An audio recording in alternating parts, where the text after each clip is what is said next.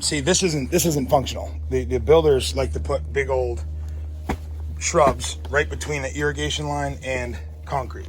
Doesn't make sense. I removed 21 shrubs from this area and that area alone. I still have to remove these 3. That's just way too crowded. And the sun goes over here and this never gets sun. So notice how much fuller that is. All right, Florida landscaping ideas, mulch beds, flowers, Florida friendly gardening, meaning right plant, right place, right time, right soil.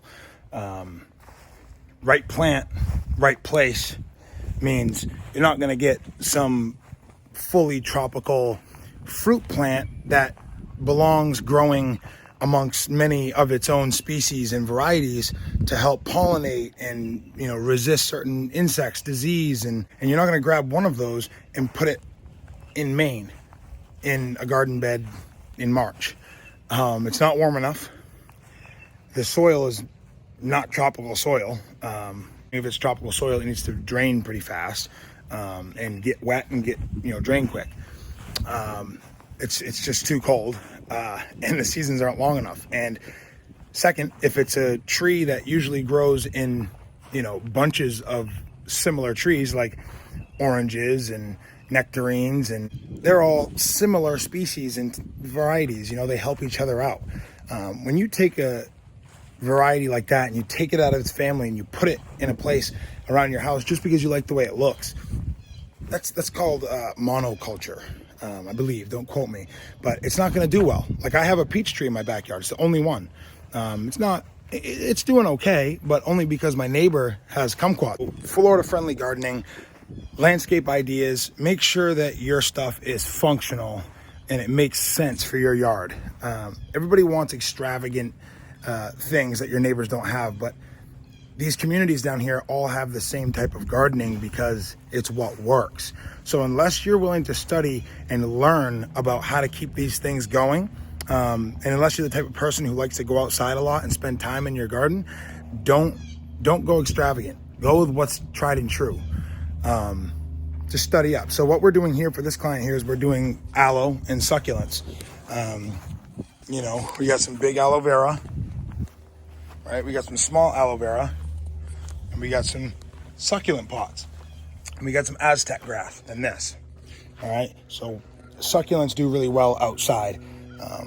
I don't do really well with them because I don't really like them, so when I get them I just forget about them. But we're gonna put these outside and we're gonna arrange these things and get them going for you guys. I'll show you as we go on here. Always look up on your house too. Make sure that you have gutters and make sure they're not clogged, and never plant something directly on the drip line because you will regret it. And this is another thing too. There's a sprinkler head right here. She's got some grass seed in the back, so she's going to be using her sprinklers quite often. So I told her, you're going to need to shut this zone off or redirect that sprinkler because succulents need to not be drowned with water. Otherwise they die. But yeah, I'm going to arrange these things and we'll check up on you in a minute.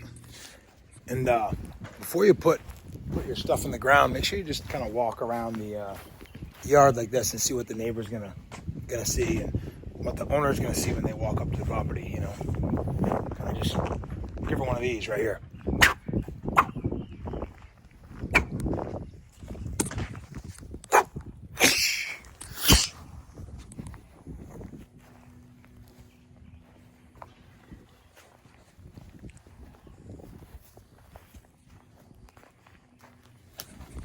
Staging.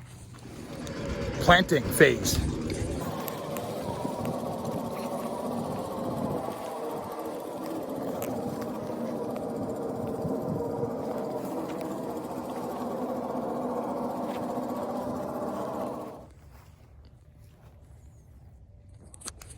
Mulch phase.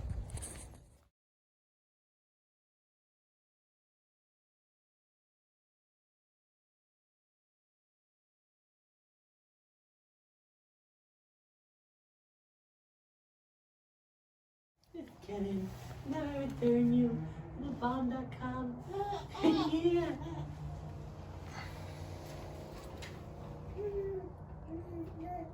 Boo.